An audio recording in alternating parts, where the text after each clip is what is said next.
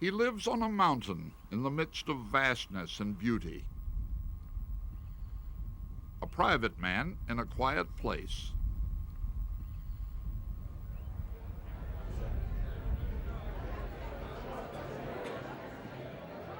When he comes down the mountain, suddenly he's Robert Redford, the colossal box office movie star and director. Everybody wants a piece of Robert Redford. Should I introduce you to our guests? Yes. Hello. Arturo Ripscott. How are you, Arturo? No, I haven't even had breakfast yet, you know. I guess I'll eat next week, huh? You watch a few minutes of this and you think, no wonder he wants to get away from it all.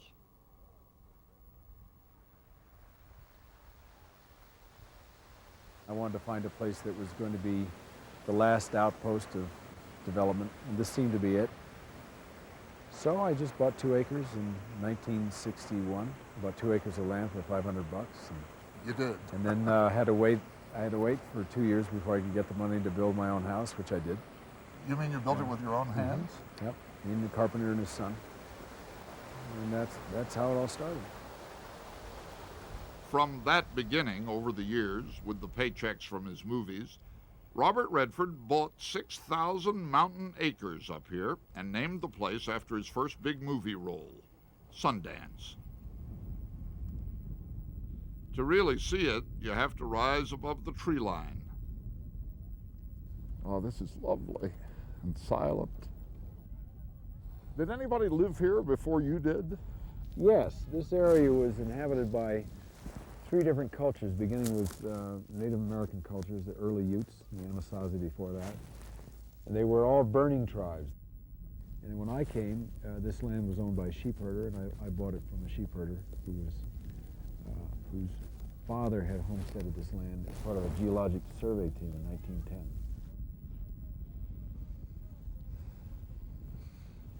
Oh, that is as fine a view as I have seen. Yeah. On a clear day, you can see out about 110 miles. And that, as far as your eye can travel to the horizon line, is the Uinta Mountain Range.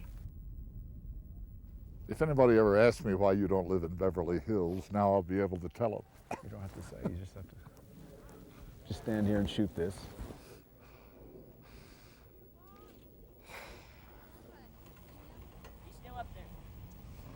On a few acres along a river in the valley, Redford made a small ski resort and arts compound with workshops for students of dance and literature and filmmaking.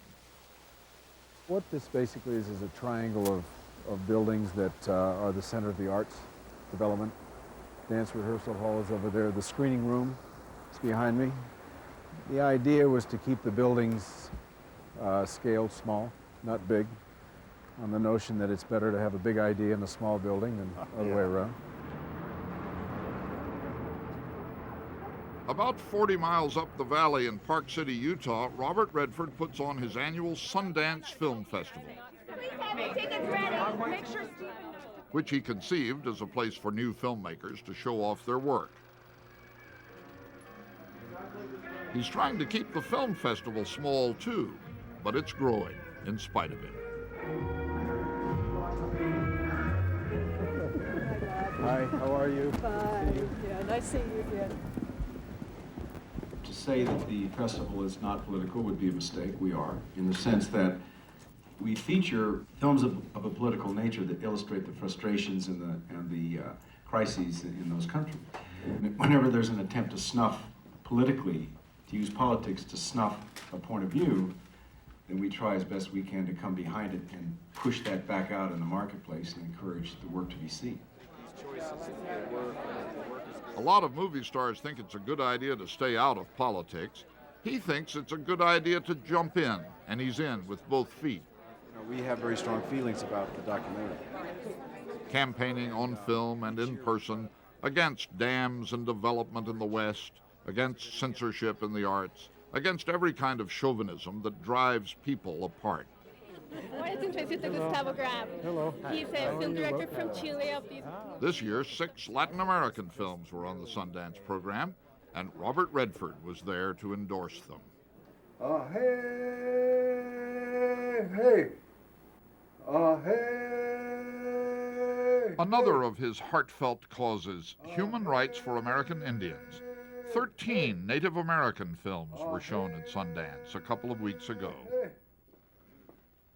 It's not a culture that depends on the written word. It doesn't have one. Has no written history to fall back on or depend on. So everything pretty much depends on their own mythology, their own rituals that are best usually portrayed through song, art, weaving, and now I'm hopeful, film. I believe that we're now going to see, happily, the first generation of Native American filmmakers. So finally we will have an ability out of that culture to tell their story from their point of view and not have to depend on someone else's point of view. The sculpture and painting and weaving in his own house is Hopi and Zuni and Navajo.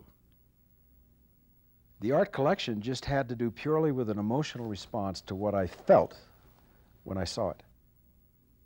I started collecting Kachinas in 1966. And the Kachina doll is a spirit.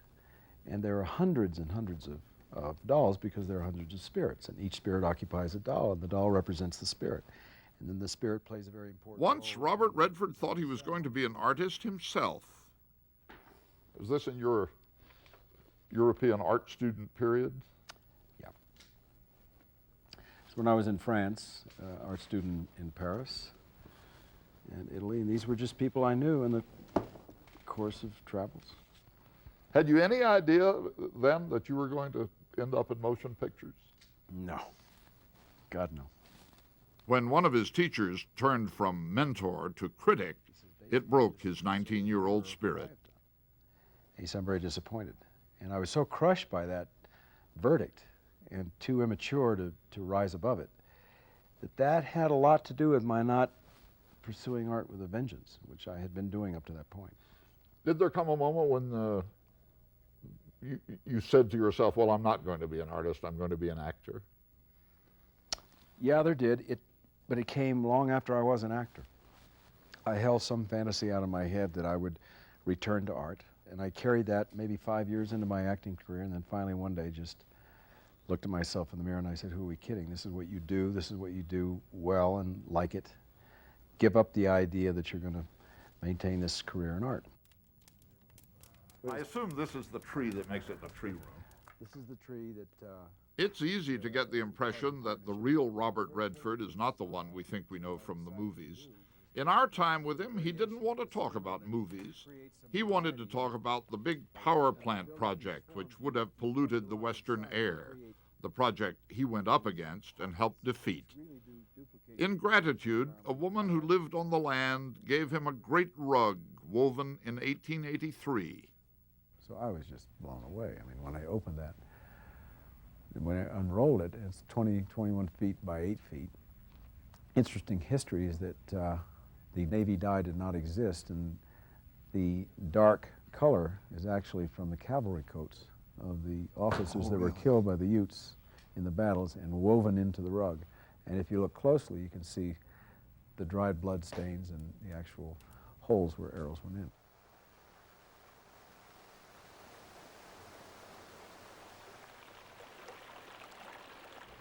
Still, it must make your heart beat faster after working for an intense few months or a year on a film to come back to this rather plain and beautiful place. Every time I come up this canyon, every time I see that and feel it, I realize that I'm not taking it for granted. I'm as excited as I was the first time I saw it.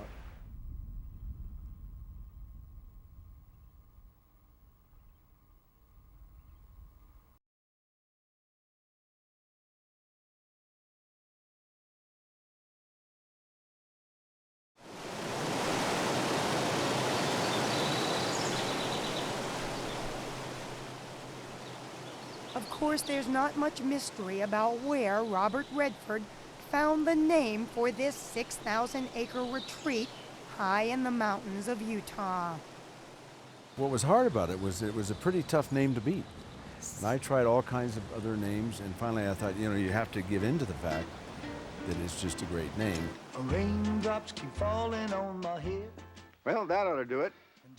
The 1969 film, Butch Cassidy and the Sundance Kid, is considered a classic. Think you used enough dynamite there, Butch? With Redford, of course, as Sundance and Paul Newman as Butch Cassidy. What's the matter with you? I can't swim! A pair of lovable outlaws. But not many people know that Redford almost didn't get the part. I read some story that at one point they talked about teaming Marlon Brando with Paul Newman in that movie. Oh God, I think everybody. I think I was so much the last choice. I think No they tried. way. I was. They tried everything to keep me out of the picture because I wasn't known compared to Paul. His role as the Sundance Kid changed all that. Redford, who'd grown up in California, then went to Europe to study art and kind of fell into acting, was suddenly a big star, and life became very different. Suddenly you realize that you were being treated like an object, and the danger to your psyche was that if you didn't pay attention and you didn't stay clear, you would begin to behave like one. And if you did that too long, you might end up becoming one, So I thought, you better look out for that. He made some calculated choices, while he continued to star in mainstream movies like The Way We Were. How do you do, old sport? I'm Gatsby. And The Great Gatsby. There were also like Downhill Racer and The Candidate. And it was Redford who personally pushed to get All the President's Men made, where he and Dustin Hoffman, investigative reporters Bob Woodward and Carl Bernstein. There is no way the White House can control the investigation. It took 4 years. Yeah. And the studio didn't. They said politics. I don't think so. Watergate is a dead issue, and I said it's not. It's a detective story and about the American trait of hard work. And hard work led to something that spared us the loss of our First Amendment. That to me is worth making. I picked a spot that I thought was special. Redford's experience with those hard-to-make films and his love of this dramatic Utah landscape led him to one of his most important off-screen roles, founding the Sundance Institute to help young filmmakers develop their craft. So it finally occurred to me when I started the Institute and I watched how artists were here, and I thought, this is it, is a place for artists and the environment. Roll camera. This year, the Sundance Institute celebrates its 25th anniversary. A quarter of a century of workshops where acting, directing, Action. screenwriting, and editing are all honed.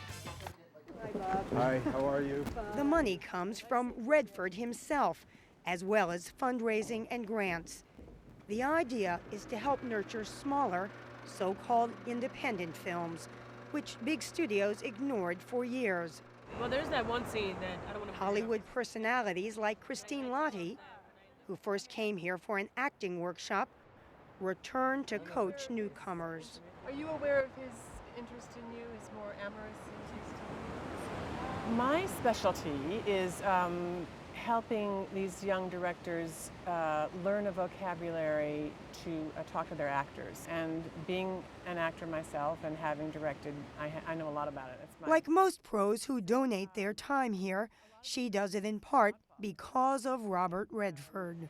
He has nurtured independent filmmaking like no one else. He's really put his money where his mouth is, and I have a huge amount of respect for him. And you're on the phone, you got the phone to your ear because she's talking to you.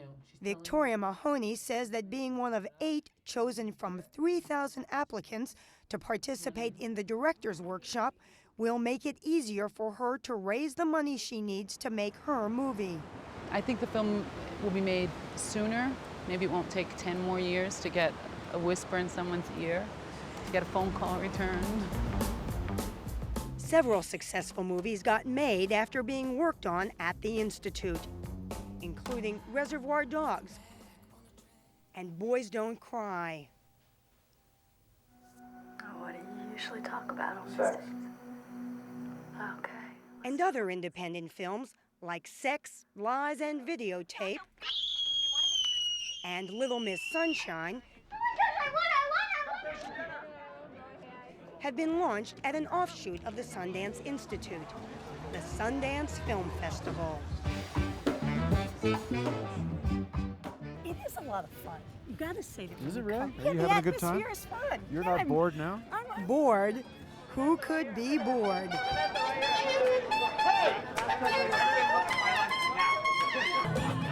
The film festival, which actually takes place in Park City, about an hour away from Sundance, was created by Redford to showcase independent feature films and documentaries. When it first started, a lot of people weren't coming in to see the movies. How'd you get them to come and watch the movies? I can't tell you everything I did. It's shameful. But when I used to really, a lot of people think I'm kidding, but we stand on the corner and tell people, you ought to go and see this movie. Now it's become an international happening. A chance to party and to see celebrities. Hey, how you doing?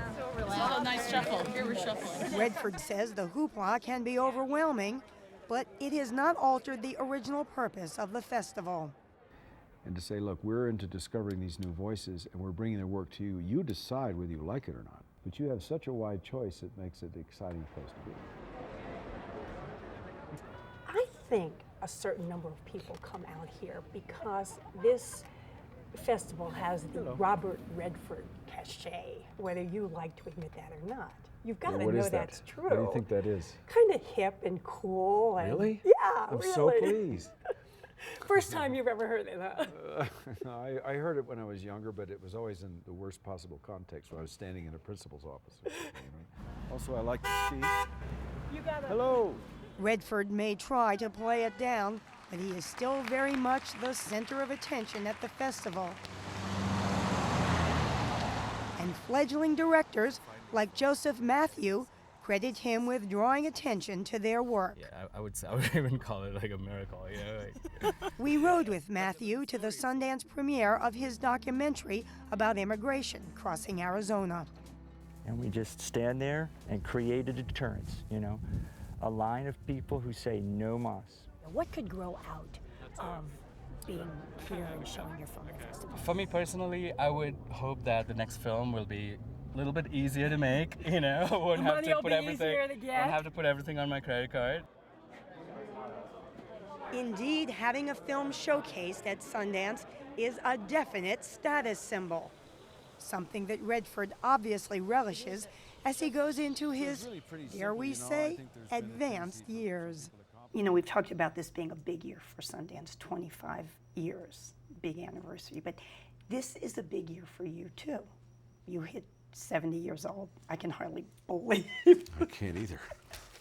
Do you feel like you're 70 years old? You just killed this interview. Yeah, no, I can't, honest to God. I'm not being falsely this or that. It's hard for me to, I can't get a hold of that. But do you think that being involved in Sundance has had a toll on your own career?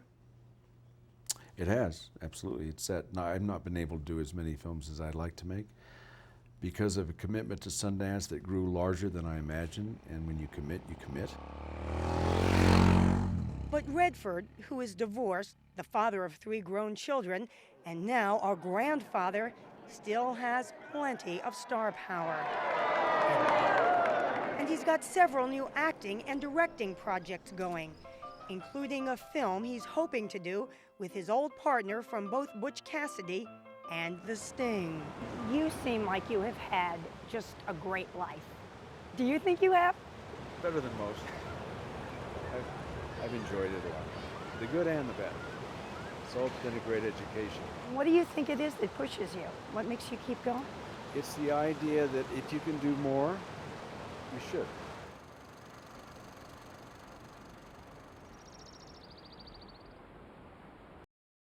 If you look out this way, you see that range there, that's the Jemez Mountain range. Robert Redford just wouldn't look right in a city. He spent most of his life in places with more rocks than people, like his 250-acre ranch outside Santa Fe, New Mexico. You can see why this had impact on me. Yeah. When I saw that, and I realized, well, there's a great part of America that used to look that way, but there's less and less of it now, so why don't I buy some land here where I can preserve at least this view. His love of nature is as much his signature as his windswept hair. But it's perhaps one scene from one of his most famous movies that best sums up how Robert Redford has lived his life. Can I move? Move? What the hell you mean move? I'm better when I move. Yeah. Is that true for you in real life? Yeah, I think so. I like movement. I always have. At 82, he says it's time to move on from acting. It's hard for me to hear that when you say It's hard for me to say it. Yeah? Well, yeah, you don't like talking about your end. I mean, who does? You know, I can't do this forever. I've been doing it since I was 21. As you move into your 80s, you say, hey, that's enough. That's enough. It's not exactly retirement. He'll still direct and produce. But as far as big screen performances, he says, it's time to go. This place is not my style. Not your style. You have style. I do. His last role, opposite Sissy Spacek, offers one more chance to show off his charm and wry smile. I don't believe a word you say. Probably a good idea. In The Old Man and the Gun, he plays an aging bank robber on the run. You're doing a great job. The story is based on a real man, Forrest Tucker, who started robbing banks as a teenager in the late 1930s and never stopped. Step on it. This is not only a true story, but I can connect with it very, very easily because of the whole idea of an outlaw. Excuse me, I'd like to open up an account. Well, great. What type of account do you have in mind? This kind. I think probably I must have been born with an outlaw sensibility. You think? In terms of my nature, yeah, because from the time I was just a little kid, I was always wanting to go away from the rules. I didn't want to break any. I just didn't want to be held by them. In kindergarten, I ran away 3 times. He was born in Santa Monica, California, in the shadow of Hollywood, but had no interest in movies as a career. I grew up in kind of a rough neighborhood, and we'd go to matinees. Anytime there was a love scene on the screen, we'd go, oh, boo, you tell him, lover, and make fun of the scene. Suddenly the idea that I would be that guy is just too much for me to take. He prayeth well, who loveth well, both man and bird and beast. He, of course, came to define what a leading man was, full of character and charisma. The camera loved him. I'd read where you said that there was as the success got bigger and bigger, that you felt a certain danger in the air. What was the danger? Success. I think success is a double-edged sword. You want to shadow box with it, but you don't want to embrace it or dance too close. Obviously, good looks are nothing to be shy about, but did you feel that sometimes people were looking at that instead of looking at the work? I did. And in the beginning, it was a surprise to me because I didn't see myself that way. You didn't see yourself as good looking? No, I didn't. Really? So therefore, when it happened, I was kind of taken back. And I thought, well, I guess it could be worse. Redford starred in hit after hit, but many of those films he's never watched.